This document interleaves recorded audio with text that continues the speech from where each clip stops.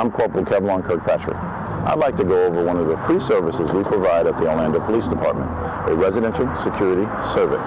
Since we cannot be everywhere all the time, I'm going to provide you with an abundance of options to consider to better safeguard your home.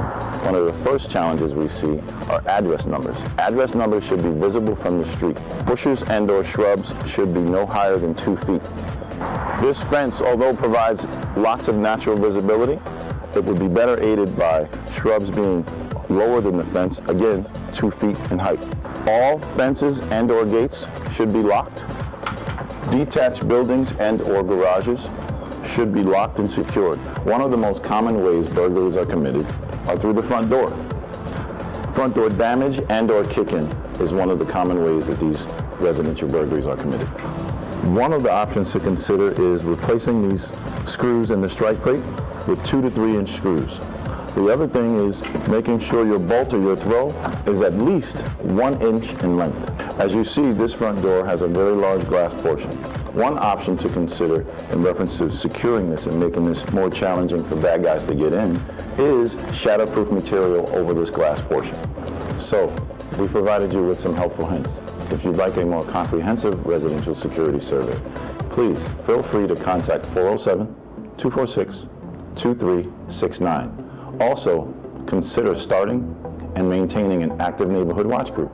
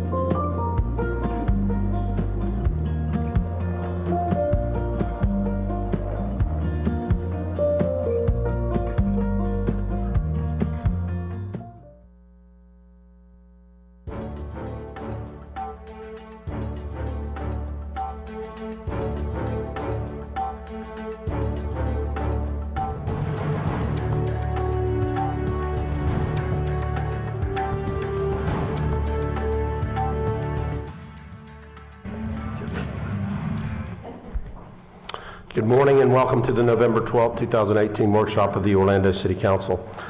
Commissioners, today we have 2 workshops, and the first is working on our tree ordinance.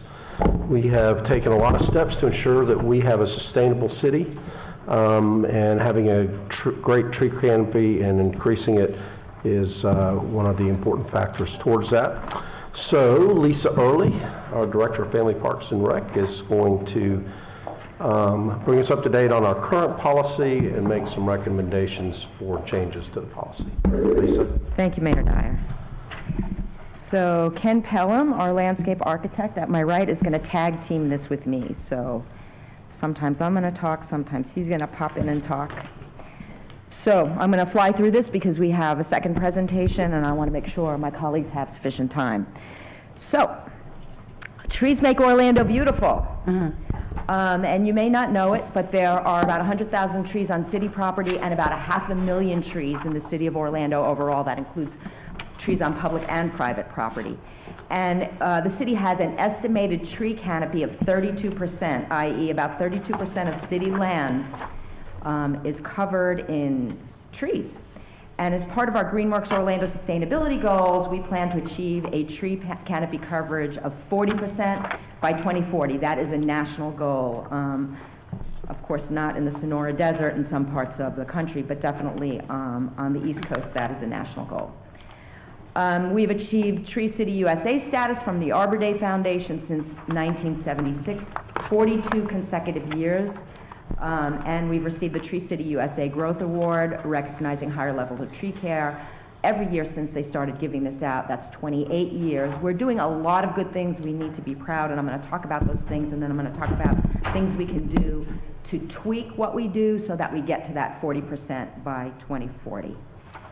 We spend about $2 million a year, every year, caring for trees. That's trimming, removal, planting, and education.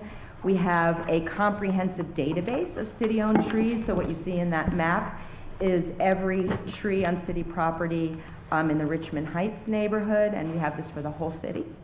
And that's by type, so you can actually see the blowout of that thing shows the actual types of the trees.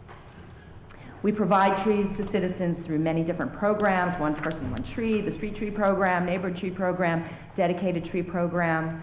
And why should we protect our tree canopy? Because trees boost home values. You may not know this, but large trees add 3% to 15% to home values. They bring higher, faster home sales.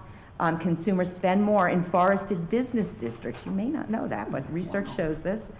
An extra 11 to 12% on goods and services sold by businesses located in or near forested business districts of large cities. Trees reduce flooding. A typical community forest of 10,000 trees will retain 10 million gallons of rainwater every year. And trees save energy. 3 trees properly positioned can save the average household between $100 and $250 annually in energy costs. So the science says this is good for us, and we believe in science. So our current tree protection requirements, and what I want to say is that we have a really good and very robust city code as it pertains to tree protection. This city council actually updated our tree code in 2014, and there are a lot of things in it that are really groundbreaking nationally. There are things that we do that other people look to us as taking the lead. So what I'm going to talk about later on is not an overhaul of our tree code, but how we can do a better job of actually implementing and enforcing it. So I'm going to give you some examples of things that are in our existing tree code. Existing trees with a 4-inch caliper or larger are protected. You need a tree removal permit and or a tree encroachment permit if you're going to either encroach or remove one of those trees that is on both public and private property. If a tree is to be removed, the Parks Division calculates the number of replacement or caliper inches. And then we have definitions of specimen trees and historic trees. This is based on their health, their size, and so on and so forth. All of that is in our existing code.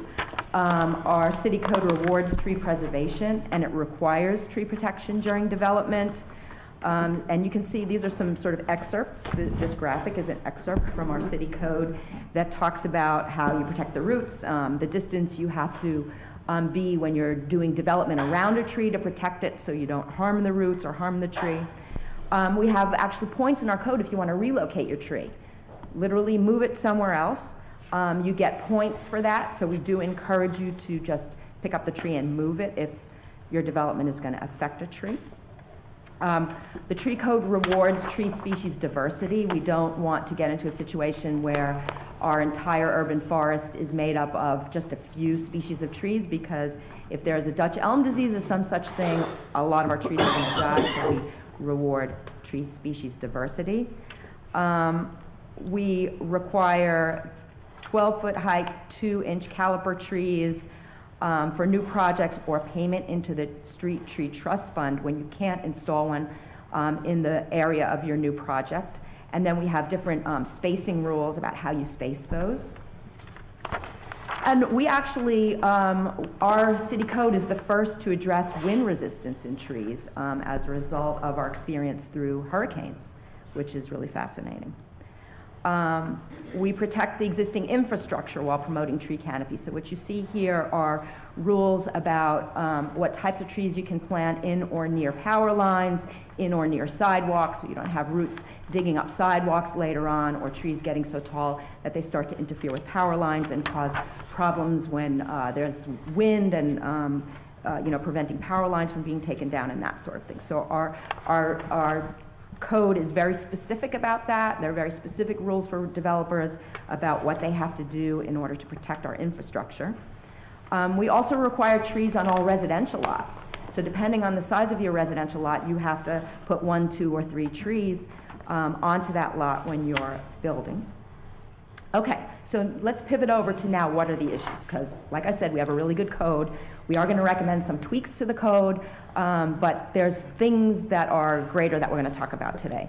So despite the current protections, there are occasional instances when desirable trees are removed, and that sometimes happens legally, i.e. the city actually permits a development, and the person who's doing the development takes down the tree and they have the correct permit for it. And sometimes illegally, they don't have a permit for it, they take it down anyway. Some removals are missed in the review process.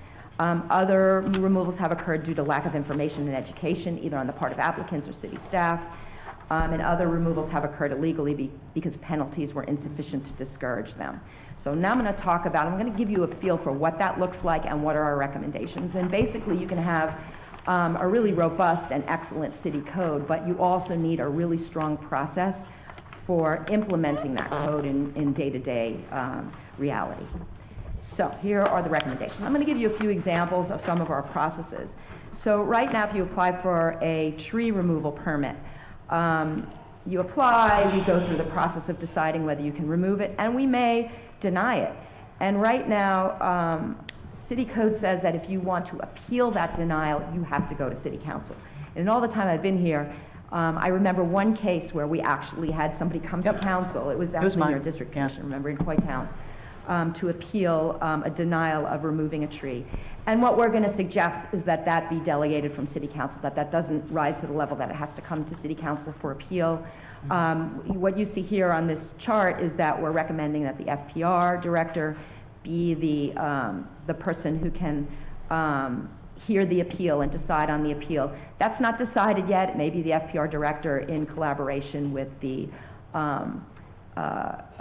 it could be the FPR board, it could be with the planning official, or it could just be the FPR director, but we're just giving you that concept right now. We're going to flesh this out later and come back to you with it.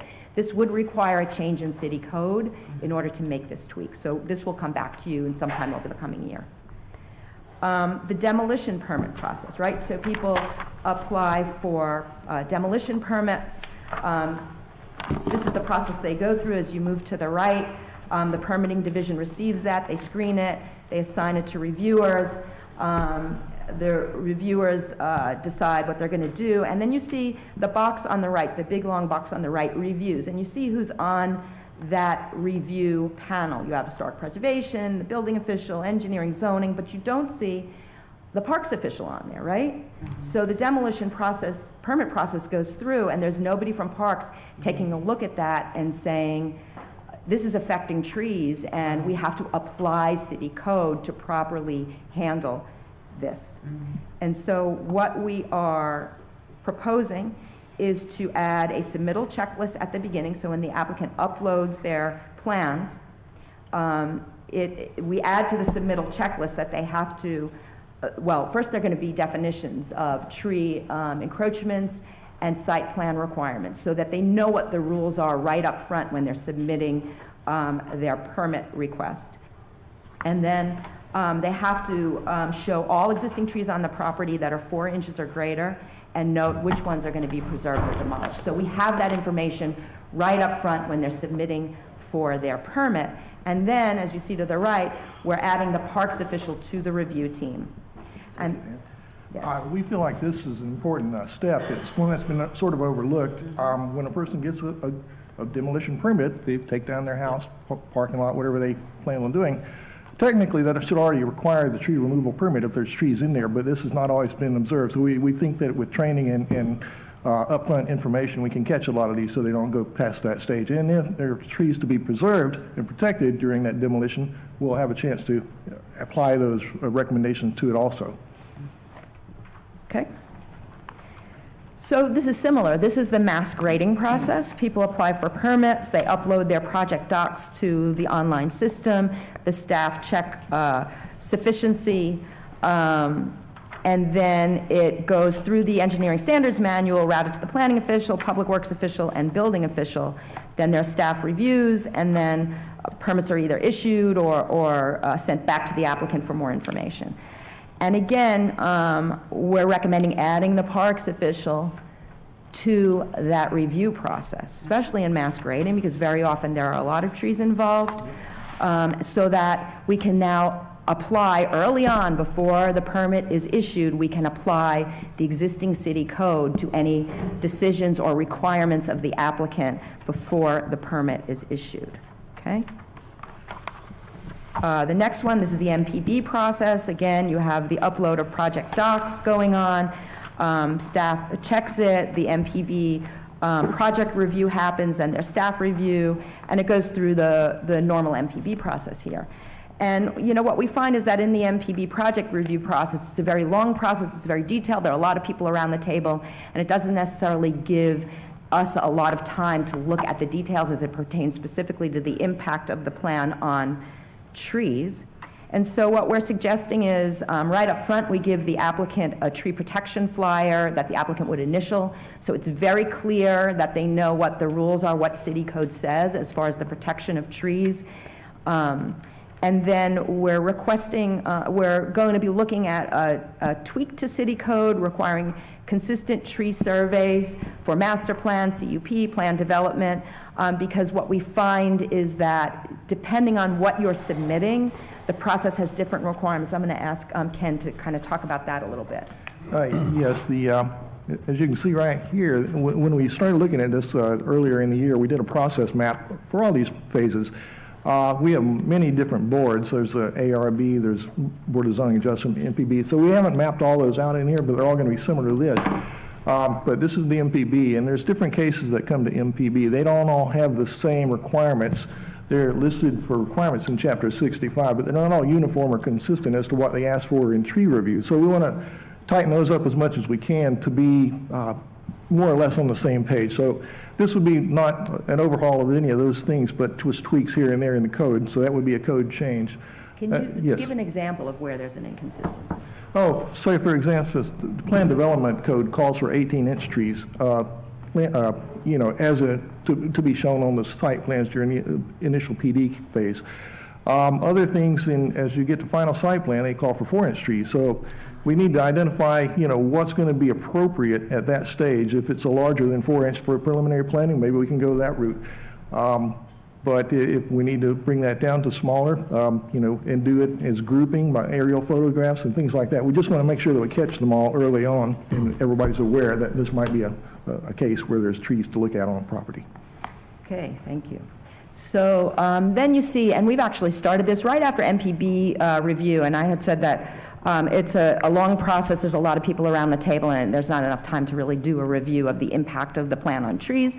So we have actually started this process change where we have an informal tree review committee that meets a week afterward and looks specifically at every one of the plans and the impact on the trees, so that when the staff report goes in, there is a section on it about what the city's expectations are as far as application of city code on the plan and what we're going to require of the developer as part of the MPB approval. Okay? Let me go back. There's one more change at the bottom. You see process change, the bottom right. So you get your permit and you get into construction, and now you know, we have building inspectors going out to make sure that builders are complying with the MPB requirements. And yet those inspectors are not necessarily, these are city inspectors, they're not necessarily going out and seeing if the builder is complying with requirements as it pertains to trees. Are they planting the trees they were supposed to plant? Are they protecting the trees they were supposed to protect? Are they doing that? So this is a process change to actually train our staff about how to, in addition to inspecting the other things they look at, to also inspect compliance with the tree code and the requirements of the MPB approval, the staff report as it pertains to trees, okay? So I'm going to summarize now, and some of these things require code change and some of them are process changes. So we're talking about delegating the appeals to either the FPR director or somebody other than city council. We're talking about expanding submittal checklists on demolition permits so that when you submit things into the online process for city review, it includes the checklist as you also have to submit what's required for the tree review. We're talking about amending the engineering standards manual to add the parks official to review. That will come to city council. It's a tweak to the engineering standards manual because right now the parks official is not on the review. We're saying we need to add the parks official. We talk about some process changes like providing information change on code, information on code requirements at the pre-app meeting, implementing the tree review meeting after project review meeting, creating those consistent site plan requirements that will require tweaks to city code, some changes to Board of Zoning Adjustment, all following the same principles that I'm talking about now. And now I'm going to pivot to fees, okay? So, and that will require some city council approval as well. So there are 3 types of fees. The first one is the application fee. You want to apply for a tree removal permit. The second one is the mitigation fee. Let's say you're going to take some trees down. We calculate how much you have to pay into the street tree fund to mitigate that. And then let's say you take down trees illegally. What are the fines that you're going to pay, right? So 3 types of fees. So we looked across multiple cities, and you can see where the city of Orlando stands. That is Orlando at the bottom row of the chart. You have Tampa, Gainesville, Fort Lauderdale, Winter Park, Maitland, and Orange County. It's a little complicated because there's not sort of a simple rule anywhere, so we tried to simplify it the best we can. But what you can see there, the second column, what we charge for you to submit a permit. It's just submitting the application. That's the fee to submit the application. We charge $25 an acre for residential. We charge $50 an acre for other, which is commercial, office, industrial, institutional, multifamily. And you can see it's very low, right? The only one that's lower than us is Gainesville, which is 0, and then Fort Lauderdale for residential is 0. But everybody else is higher. And then you see the mitigation fee, right? And you can see there that, again, we're very low. Maitland is at $100 an inch like we are, right? And in Gainesville, some trees are $100 an inch, but those tend to be the less favored trees. Their formula looks at species, health of the tree, location of the tree, and so they figure out what your fee is going to be based on how desirable the tree is. So their least desirable trees are $100 an inch. Right? And you see, in some cases, there are multiple levels of what they charge. So if you look at Orange County, which is right above us, you can see that they have added more protection or more focus on protection of the larger trees. So the bigger a tree is, the more they're charging you per inch. So this is an intentional effort to save the larger trees, right? So we're very low. And then if you go to the final column, look at the fines. So we charge the same whether you take down a tree legally with a permit or you just go out there and chop it down illegally, right? And we're the only ones who do that. So that's a problem. We're going to talk about that. Yes, why they do it. Yep. Comment from the audience. Okay, so this is current and proposed, right? So we are actually proposing that we don't change the permit fee, either for single family or other. And the reason for that is we want to encourage people to apply for this, right? So that's what we're going to propose. As far as mitigation fees, and now this presumes that you went through the proper process, right? So, and you're going to pay into the Street Tree Trust Fund if you take trees down. So right now, our tree folks go out and they look at the trees and they can determine whether this tree is really a hazard tree, because sometimes people want to take their trees down because they're hazardous trees, they're dying, they're invasive exotic species. And so our arborists will go out, and if in fact the tree is dangerous, a hazard, whatever, they will allow you to take it down, and you don't have to pay a mitigation fee at all. So we're proposing to keep that the same. But we're also proposing for any trees that are between 4 inches and 17 inches in caliper, that we stay at $100 an inch. So those would remain the same. But we are proposing to have sort of this added protection for the larger trees.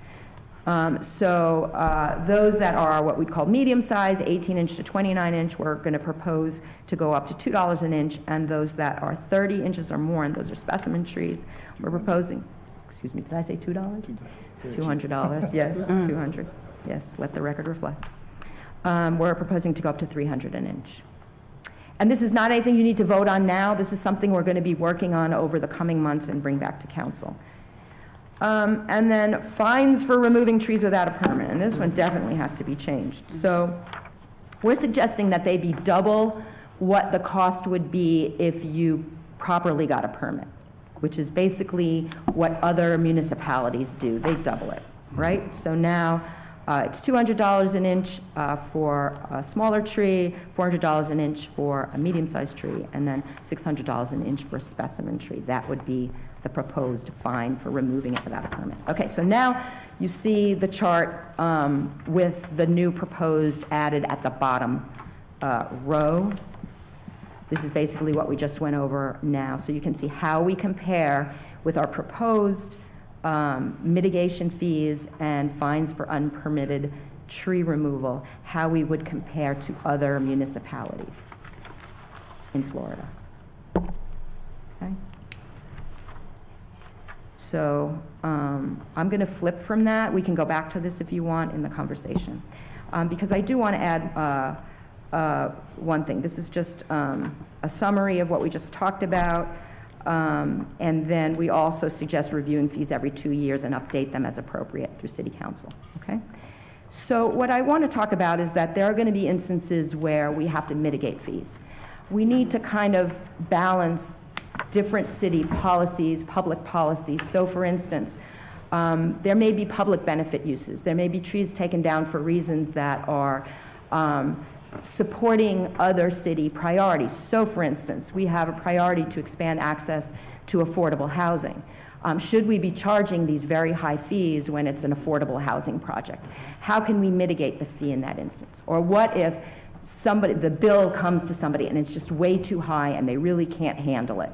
How can we have a process to mitigate those fees? So that's something that we're going to take back and come up with a proposed policy that's very clear, so it's not really up to, it's an objective policy that this council can stand behind, that we would ask City Council to approve, so that it guides our decisions about how to mitigate those fees in cases where we really, as a city, feel it's important that we mitigate them. So that will be factored into this whole plan before we bring the fees to you to look at, okay? And then implement recurring staff training, and this is really important. So we have this great city code, we want to make tweaks to it, but the real deal happens on the ground when people are applying for their permits, applying to demolish buildings, applying for plans to be allowed, and so we need all of our staff to know what the rules are, how to implement them.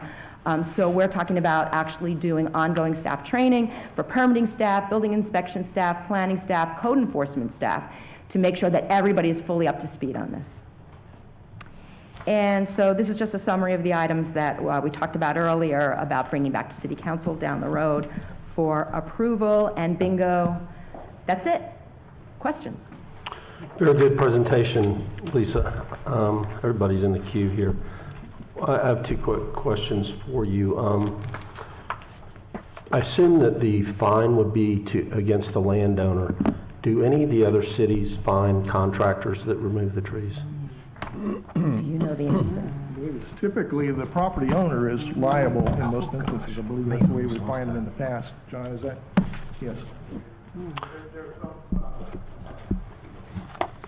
There is an interesting... Just my thought is sometimes there'd be a homeowner or an innocent landowner that probably didn't know the rules, but anybody that's in the tree removal or tree cutting business probably should be up to speed on the And rules. the city of Fort Lauderdale actually has an interesting approach to that. What they do is they look at they try to determine the responsibility of culpability of the property owner. Did they know they were doing something wrong?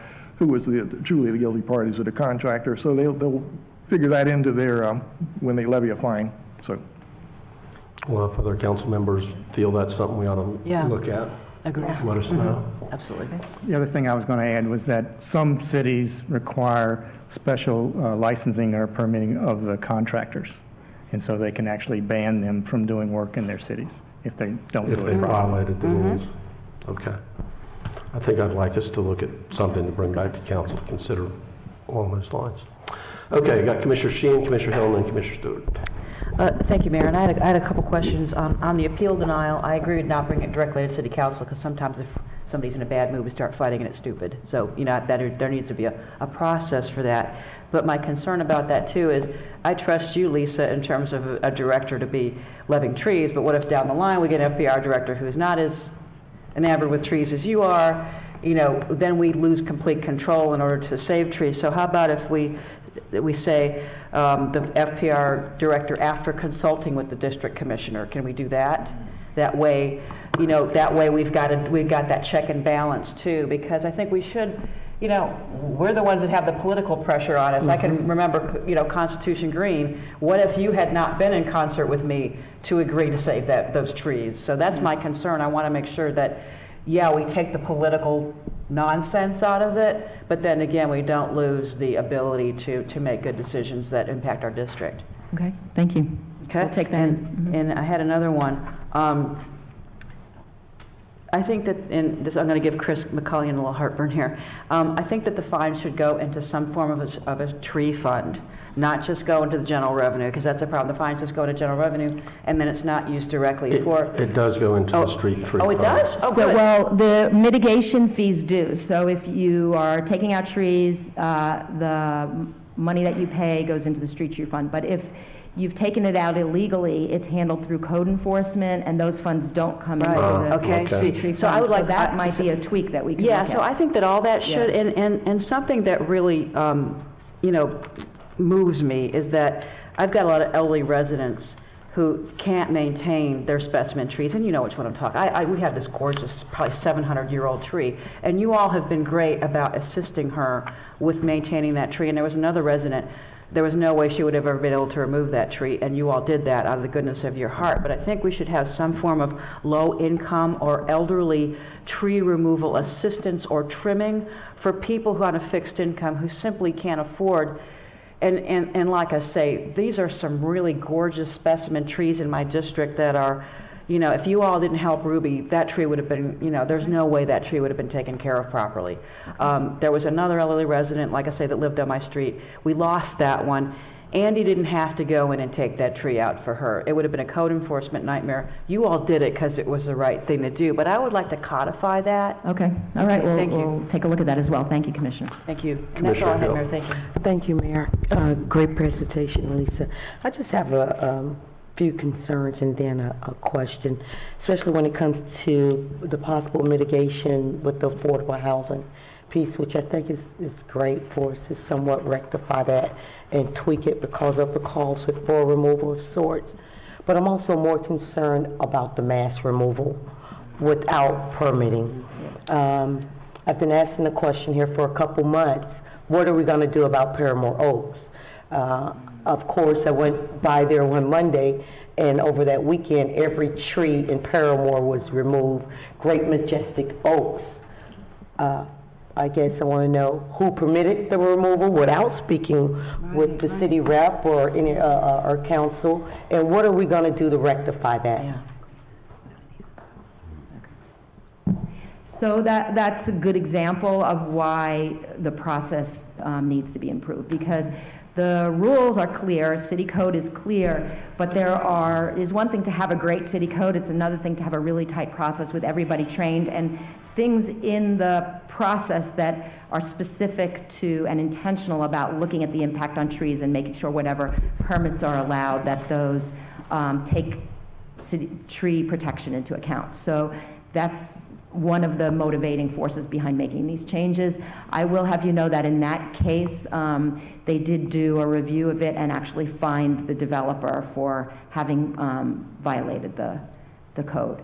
So that was, fortunately, it was caught. Then now there are many cases. And it wasn't caught because every tree in Paramore is gone. It was, yes, it was caught too late. Yeah. But there are many cases too where people take down trees and nobody knew. Nobody knew. So this whole process is sort of an effort to now tighten that up and prevent that from happening in the future. Thanks, Commissioner. Appreciate it. And that's all I have, Mayor. And I agree with you on making sure that maybe who remove those trees without permitting, that they incur the cost versus that homeowner or who own the land. Okay, Commissioner Stewart. Thank you, Mayor. A couple of things that come to mind offhand. The first is I think the clarity of the code is important. I'm not sure that there's, it's very clear. And so therefore it creates some confusion, some delay. And so all of a sudden what you have is somebody's trying to do, really in the residential side, the larger developer side, I don't have any excuse for guys taking trees down without us knowing about it. That doesn't make much sense to me. So I'm more concerned about this time. So the time frames you've talked about are good time frames, as long as we stay on top of those time frames in terms of the clarity as what they need. A couple of things come to mind. I disagree a little bit with Commissioner Sheehan in terms of the ultimate appeal process. So I don't quite know how to accomplish that task. Apparently, whatever we're doing now, we're doing pretty well because we've only had one in the last 12 years that I can remember. So it's not coming to us. So whatever we're doing pretty well. But I feel concerned that citizens want to be able to come here, and what I have this fear is that they will come in after the meeting and then just open their heart out about our process, and all of a sudden now it's thrown back on top of FPR to go do something about it because they've just made their appeal here. So I'd like to kind of think through that a little bit more. Don't quite know about that process. I really want you involved much more than we're currently doing. I agree with that. I just don't know about the appeal process because sometimes citizens want to be able to come to the council and have their say, and I don't want to take that away from them. So I'm going to just think through that a little bit more from that standpoint. Mitigation. Don't we have mitigation that allows us to replant? We've only talked about mitigation here in terms of a fine and dollars and cents, but there's another mitigation process, correct? Yes, so you can mitigate by planting the same number of inches of trees compared to the ones that you took out. So yes, you have a choice of replanting or paying into the Street Tree Trust Fund. Usually it's a combination, isn't it? Usually, aren't they planting some and then they're paying for others? Yes, and I believe all the cities that we compared to all have a different way of approaching it, but they all take replacement trees into account. So it's usually a combination of money and trees actually replaced. So they pay $30,000, but they plant another, 700 or 800 inches of trees on a property. Is that correct? And that's kind of how it goes. Yes. Having somebody clear the entire property with disregard to the trees concerns me a great deal. And I think it concerns everybody here the same way. And the last question, I guess, really is the ultimate question, is how do we know what was on that property when somebody clears it? That's an ultimate concern I have is that, they're required to give a tree inventory, I think, if tree is greater than 4 inches on a property when it comes as really, is that? Right, usually, well, the purpose of the mass grading permit is an early start to a project. So they're looking for, and in the code or the manual says this, that has to be demonstrated to be a hardship. There's a definite reason that they need to get started early. Otherwise, it should go through the usual process in which all trees must be surveyed. Now, what we've done in the past is if there's not a tree survey ready at that point, our arborist will go out there and examine the site and maybe do what he calls a timber cruise, taking a swath through it, counting all the trees, and then making an estimate based on the number, size, and types of trees that he can find there without surveying the whole 200 acres. Well, we've had one or two in our area. I can think of one years ago where the guy just wholesale just took down all of the trees alongside. I don't know, I think that was one of the reasons why we moved years ago to a stronger ordinance, which just makes good sense. I just don't know when somebody's out there, clear cutting, what do we know? Right, and I think sometimes we don't know. Right. Sometimes we have information that'll help us know. There may be photos, there can be aerial views, there can be neighbors who saw it and report it, but sometimes we simply don't know. Right. We just know it was clear cut and we don't know it was taken down. Yeah. But I like the idea of y'all getting involved early in the process to really kind of make sure that we're getting the word out that we know that. One of the issues I think that you've addressed is the idea of a building inspector going out with the clear cut plans. Yes.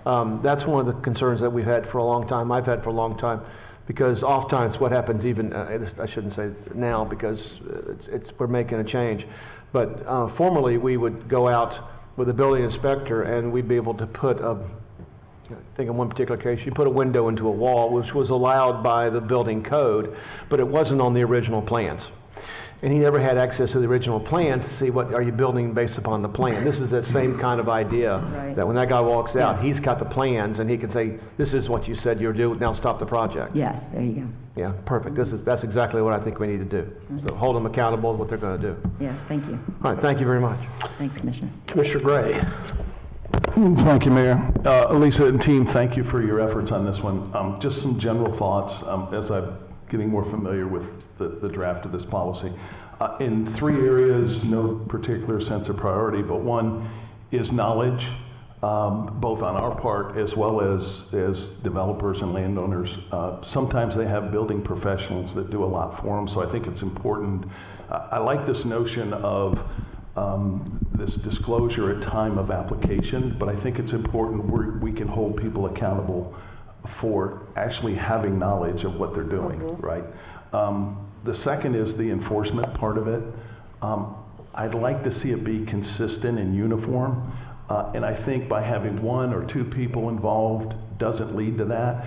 I'm not sure the council has to be involved, but I think you need, it seems to me, a committee of some type, because just one person being the judge just puts both parties in a really awkward spot. Yeah, agreed, yeah. So give that some thought. And then the final thing I have is the exceptions. And here's why I say that. When you look at the page of why a tree canopy is important, I think there were 5 bullet points. All those bullet points are just as important to a nonprofit or a low-income subdivision as they are to a conventional housing. I mean, you talked about better value of homes, easier to sell, businesses do better, it helps with flooding. There's always an exception, right? But I think we've got to be careful that we don't do that for economic reasons, which are short-term. Long-term, I think it's important to have a tree canopy in all parts of the city, whether it's conventional or lower income. So those are my 3 thoughts, but thank you for that. I know it's a kind of a cumbersome process to try to figure it out. Thanks, Commissioner, appreciate it. Back to Commissioner Hill. Yes, Mayor, thank you. I guess I want to go back to, and it doesn't have to be done now, but if I can be brief on what the enforcement was and what the fines Absolutely. were and what we're going to enforce and when Absolutely, we're going to will enforce do. it. It's very important. We need to set precedent that folk cannot go into our communities and just level our trees without getting a permit. And what happened in Paramore, to name a place, Paramore Oaks, and level every oak tree there is just tragic. Thank you, Commissioner, appreciate that, I really do. Commissioner Sheehan. And thank you, Mayor, I'll be brief. And we did have 2 appeals, one with the driveway in Delaney Park, we did have. So we have had 2 appeals on trees, which which the council did uphold for my district. And, but like I say, I still think we need a clear process. And I'm glad the residents care so much, but again, there needs to be a better process. And I like I concur with Commissioner Gray about one person being the judge. I think we kind of need to work together on that. Are we going to go ahead during hurricanes and our acts of God and stuff like that and go ahead and give people more latitude to remove trees that are obstructions and things like Well, that. that's definitely something we can look at. Again, it may be another mitigating circumstance. I think we in an need to add that emergency to like mitigating So we'll add that to the circumstances. list of things to look Yeah, at. That's a good 'cause- idea. Yeah, because, we lost some really big trees, and we had to get the power trucks in and utility trucks in, and we need to go ahead and put that in code, so people aren't freaked out thinking that they can't remove, a tree that's on their house or whatever. Okay, we'll take a look at that. Thank you. Okay, thank you very much. Thank you very much. Okay, our second one is a topic that we've had discussion on from time to time, somewhat intense occasionally. So that would be sidewalks. Everybody has an opinion. So Jim Hunt and Billy Hadaway are going to lead that discussion. Good morning, Mayor, Commissioners. Good to be here this morning. So we're going to talk about the sidewalk ordinance and also the types of things that we're looking at in transportation to try to enhance sidewalks in the city. We have the opportunity now with the direction the state DOT's gone to try to address a lot of the issues that we may have had in the past. So obviously we know what sidewalks are. Safety is a big reason for them. Obviously getting people out of the road on streets, especially where you have higher speeds and volumes. And also, the thing that's not brought up very often is comfort. We have sidewalks, for example, on Colonial Drive. I go to LA Fitness at Colonial Drive every day, and I run 2 days a week. If you're standing at the curb face on Colonial in the morning, the cars are going by very fast. You may feel somewhat safe, but you darn sure don't feel comfortable. So that's something that we'll be looking at as we move forward in the Transportation Department. Obviously, providing access to transit and parking, and it's critical to provide ways for people to get around and for placemaking. Outdoor cafes are very popular, so obviously wide sidewalks in the right place in the more urban places are really important, and that's an area we can certainly improve. And then just promoting healthier communities, providing opportunities for people to walk recreationally and not just because they have to. In terms of how we currently handle sidewalks, obviously things are looked at from a constructability standpoint, and Jim is going to talk more about that. Funding is always an issue, and equity has been an issue, I think, as well. One of the things I do believe is that our Vision Zero efforts are going to help significantly in addressing equity issues. That's a big focus of our Vision Zero plan. As you know, I came from the state and helped to lead both the Bike Ped Safety Initiative for 5 years and also the implementation of Complete Streets for the last 3 years. And one of the things that we did that we're going to be looking at incorporating here in the city as well is using the context of the built environment to help us assess and identify where sidewalks go. As an example, at the state, before we did this, there were two sizes, a 5-foot sidewalk that was separated from the curb and a 6-foot sidewalk at the back of curb. As a result of the change in DOT policy, the sidewalk widths now vary from a minimum of 6 feet up to 12 feet. So in a more urban place, then they will actually pay for and maintain up to 12-foot sidewalks, for example, in downtown. And then they have intermediate widths, 8 and 10, again, based on context. So the more urban space, the more expectation for walking, the wider the sidewalks. So that's something that I think will be helpful for us to be looking at this coming year and working with the district to make sure that they're putting in the right sidewalks based on our future land use. Basically, the way we put it at the state was putting the right street in the right place. Well, here we're talking about putting the right sidewalk in the right place as well. As you know, the city already funds the Best Foot Forward program from a safety standpoint. We also, the OPD also received a grant to do high visibility enforcement, which is done both from an education standpoint and from an awareness standpoint. All 50 states require motorists to stop for pedestrians in crosswalks, and yet there seems to be a dearth of knowledge around those issues. And so the Best Foot Forward program is a very effective tool that we've had now since 2012 to help deal with the pedestrian yielding issues. And certainly in the downtown, I've seen an improvement in the 12 years I've been here. As you know, we adopted the Vision Zero policy last winter, and we're about halfway through developing our action plan. We've met with all the districts in public meetings and have gotten really good feedback from that. You also remember that we moved the red light funding out of general fund into a fund that we're using for safety projects. And so one of the things that you may remember from our discussions about Vision Zero is this is a very data-driven approach. And so in each of your districts, we identified 3 high crash corridors for crashes overall related to high pedestrian crashes. And so we'll be using that data to help us to reinforce the need to improve sidewalk, both in terms of gaps, but crossings and those sorts of treatments, safety treatments, basically, to improve safety along those corridors. And then from a sidewalk planning standpoint, as I mentioned, we'll be going to be looking at doing this based on context, using a complete streets approach. Traffic volumes are very important. I live on the corner of Rose Arden and Jefferson. The segment of Jefferson that is adjacent to my house only goes 3 blocks. We don't get very much traffic on that street at all. So for that reason, kids play basketball in the street. Is probably not a street that needs sidewalks on both sides, whereas there are lots of other streets where we don't have sidewalks, where we have higher volumes, more demand for pedestrians. We've got to get sidewalks in those places. Those should be our priority.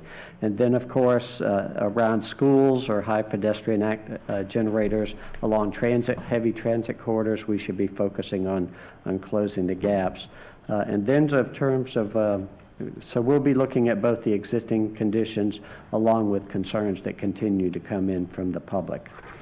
And with that, I'm going to turn it over to Jim, and he's going to take you in to the end of the presentation. Thank you, Billy. Good morning, Mayor, Commissioners. You can look at any location in the city of Orlando and see a map like this where we've got lots of blue indicating that we've got a good sidewalk network, and you see areas of red indicating gaps where sidewalk is still to be added. These are some of the statistics that you have in your handout as well. We've got about 51% of our sidewalk network missing if you look at sidewalks being on both sides of every street. Going back to when we did the Sidewalk Safety Initiative in 2000, I remember our comment was our goal ultimately ought to be to get sidewalks on both sides of every street, but until that point, let's see if we can get sidewalk on at least one side of every street. You can see the fees that we've been collecting over the past few calendar years. There's a little discrepancy between fiscal year 17 and current due to monies that have come into the fund this fiscal year. Under 61.225 of the city code, one of our focuses, besides having sidewalk installed as part of substantial improvements to property, is to construct sidewalks in close proximity to schools. We have our sidewalk criteria actually in 2 different sections of City Code, in Chapter 61 as well as Chapter 54. There are inconsistencies between the 2, and those need to be aligned and be made consistent. Payment is allowed in lieu of construction, and under Chapter 61.225, that's based on the amount that we pay for sidewalk. And then our overall goal is to make sure that our substantial improvements meet city code in new development areas. You would have sidewalk constructed as part of the infrastructure, so we're trying to do that with infill development as well. Billy had mentioned that one of our crash locations is Primrose Drive. This is a location on Primrose, and if you were to drive it, pan around and look, we've got sidewalk across the street in front of the Elks Club. We have sidewalk further down the street toward the East-West Expressway that is only 5 feet wide because of the proximity of the commercial building at that location to the back of the curb. It's hard to make out here, but you can see in the background there's barely enough room for cars to park between the garage doors and the sidewalk. I think those cars are probably hanging over the sidewalk. And in the foreground, that's especially not evident, but there's actually a swale there in the front yard. So these are some of the challenges that we deal with trying to get a sidewalk constructed. Here are a couple of locations, one in Harrelson Estates on the left, another one in College Park on the right. In addition to street trees and stormwater facilities that we try to avoid and may make sidewalk construction impossible, we're dealing more and more now with ADA requirements. The sidewalk on the right clearly violates ADA, and that's going to be a tough one until that tree goes away and gets replaced. Some of the challenges we deal with are equity issues. You can see on the left that the 3 homes that were constructed built sidewalk. At the bottom of that shot is Cayley Street, which is it's a platted street, but it's not been constructed yet. So that property owner built the sidewalk on the front and paid into the fund on the side. We also end up, even in infill areas as well as new development, a certain number of gaps of sidewalks, and you reach a point where there is enough critical mass in terms of pedestrian use where the demand is made that we need to complete the sidewalk sections. We do have some property owners who are all for the sidewalk program and want to construct, but I'd like to make sure that that sidewalk is constructed in the right place. How this one came to light was the property owner to the right wanted to pay into the fund because he indicated to me that he had obstructions to construction of the sidewalk. Well, he didn't if the sidewalk had been constructed in the right place by the first property owner. And this is also in a location where swales are necessary for drainage. And I'd prefer for that sidewalk to be on the right-of-way line preferably and on the correct side of the right-of-way line.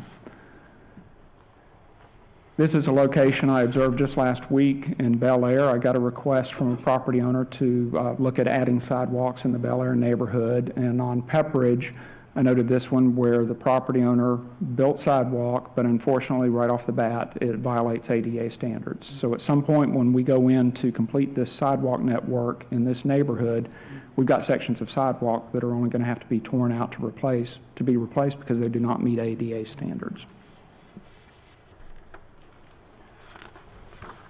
These are some of the items that we would like to discuss further. The existing regulations need to be consolidated, preferably in one place.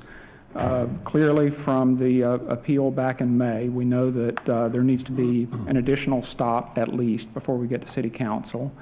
And I still have, as city engineer, the power to interpret, but it's only restricted to constructability issues. So I have been, taking Chapter 61 very seriously, and if there are no impediments to physical construction, I require the property owner to construct.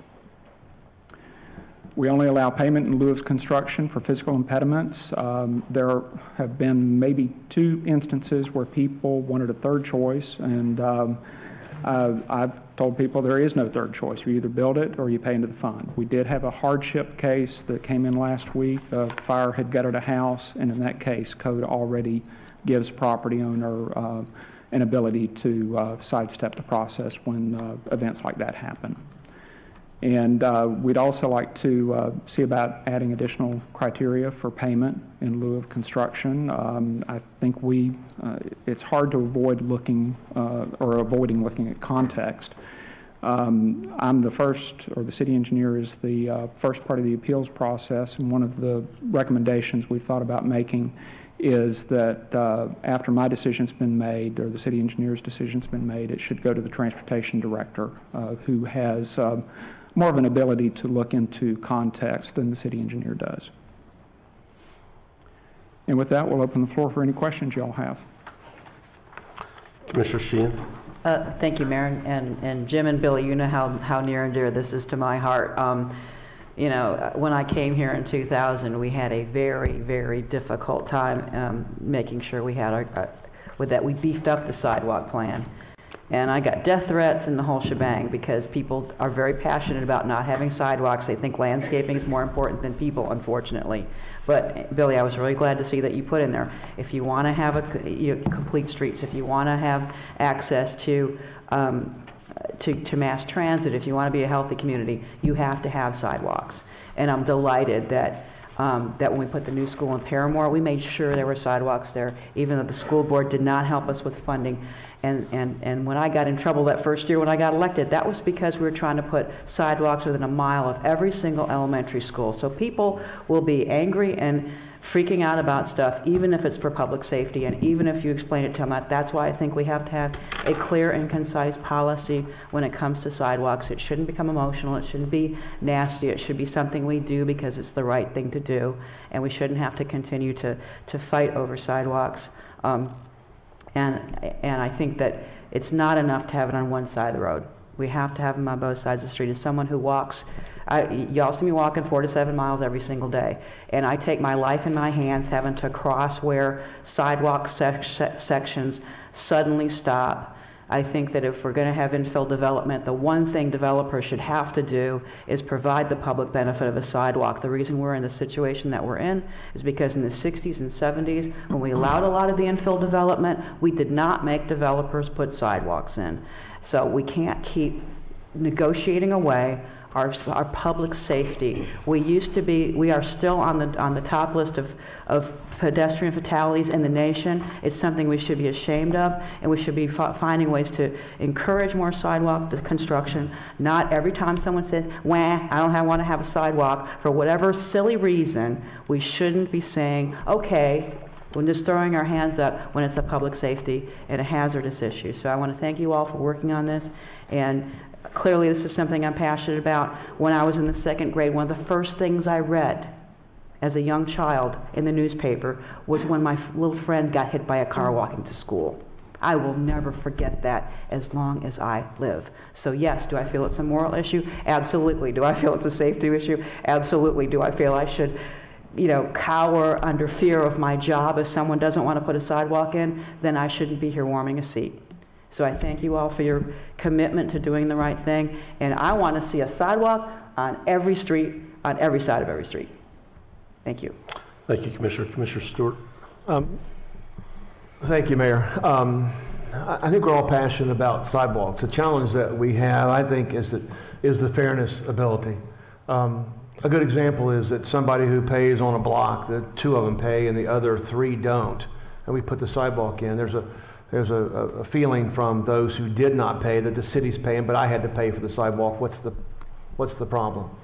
So I think we got to figure out a fairness issue. One of the things that you and I've talked about, Jim, in the past is to make sure that the fund gets used locally. The idea that either within the district or within the neighborhood or something along those lines, so people, when they pay in, they see something's getting ready to happen and they want to get it done. One of the issues I often see is the obstructions of whether you can build it or not. And now all of a sudden we run into a controversy between the sidewalk policy and the tree policy. So now, do we build a sidewalk and take down one of our own trees because of safety of the sidewalk, or do we keep the canopy? So, as always, decisions are never good, right or wrong. It's always better or best in terms of the decision. So that's one of those concerns I have. And then the last is, I think we need to figure out, as we're moving down this, there's some areas where you can't build it unless you encroach on the individual property. I think our general policy has been, if they don't allow us to encroach, then we can't do it. So I think we need to figure out how to do that. I know there's an area over on Cole Street where we're having that challenge now, where we have 4 or 5 that want to build the sidewalk, but the one person that has a sidewalk, it would have to encroach on their property. And so when they say no, then the whole thing stops, unless you take a tree out. And all of a sudden now you're beginning the same battleground all over again. So I'd like to figure out that fairness side. I love the idea when we did the Orlando Walks was to have a master plan of where we're going and announce the master plan, bring it into the community. And maybe that's kind of what we need to begin to look at, is that what is the master plan for the city in terms of actually putting sidewalks in? So as people begin to start paying into a sidewalk fund that they could not do it, then they see that where the money's actually going to go and have some success there. And then last I'll share with you is a concern I have is that over on Kareen as an example. We've got sidewalks along Kareen, and frankly the speed, you said it, Billy, it's a concern. We've got a 6 8-foot sidewalk that's right against the curb. Across the street's in the county. And so you've got 8 or 9 houses in the county that we can't compel the county to do it. But the people in the community think those houses are in the city, and they want us to go ahead and put sidewalks in, and we don't have any jurisdiction to do it. And if we could do it, I think that we may have an issue with ADA. So those are kind of the things that we begin to start looking at where are those pockets. So you're sending a lot of people to the Audubon K8. We need to put some pressure on the county to complement on these areas to step in and help us out. And I don't know how to do that except to work with the new leadership over there to make that happen. So I'd just like to see localized funding when an area like an Ardsley Manor or a Palomar, we ought to be able to keep that money in that community and get that thing built as soon as we can. And I completely agree with the schools, and I'd add churches, and I'd add all that public and private. I'd put all that in there as well as the parks. So anyway, this is what I've got. Thank you very much that's a good analysis. I appreciate it. Commissioner Gray. Thank you, Mayor. Gentlemen, thanks for your presentation. Just again, a couple of thoughts, and I go back to Billy's comments. As a good Republican, I never thought I'd say this, but I think we do need to talk about this whole pedestrian safety thing.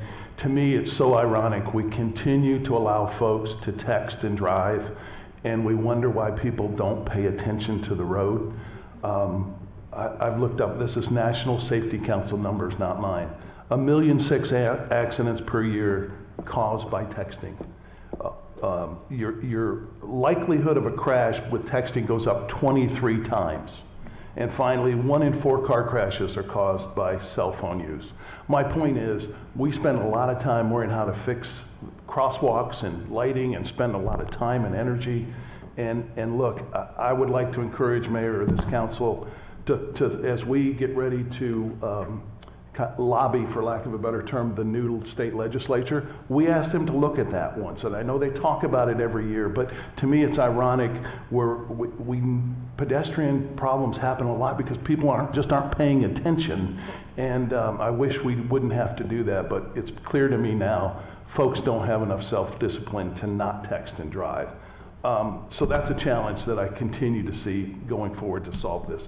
But back to the sidewalks. Here's where it does me, and I don't disagree with the comments that are made. We need to keep people safe, and sidewalks do that. But one of the huge challenges I have in my district, and maybe it's because a lot of the tree canopy that was built is now 10 to 15 years old, and it's starting to uproot our sidewalks.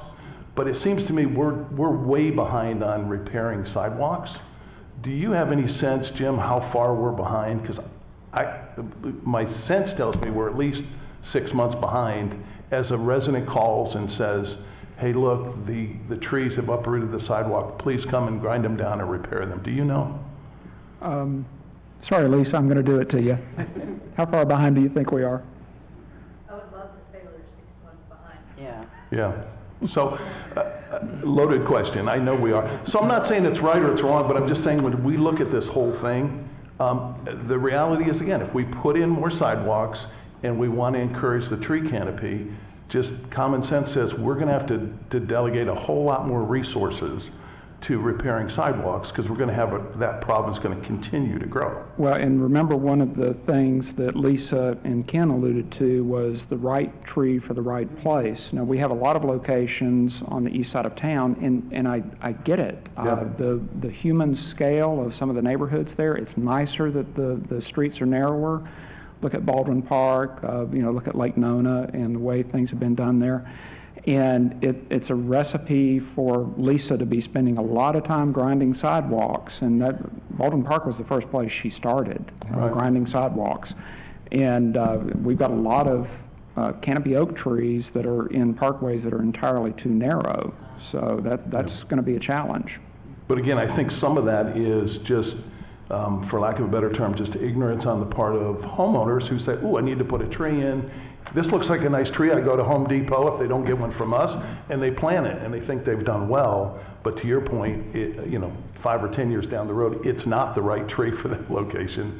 and then they're calling us to fix the sidewalk. So those are some of the challenges. Thanks, I know it's not easy, but it seems to me we got a lot of things that we're kind of rowing against each other, whether it's pedestrian safety or sidewalk installation and maintenance. Thank you, gentlemen. And Commissioner, I don't think sidewalks are Republican or Democrat.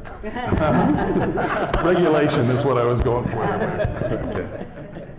All right, thank you so much. And that'll conclude our workshop for today.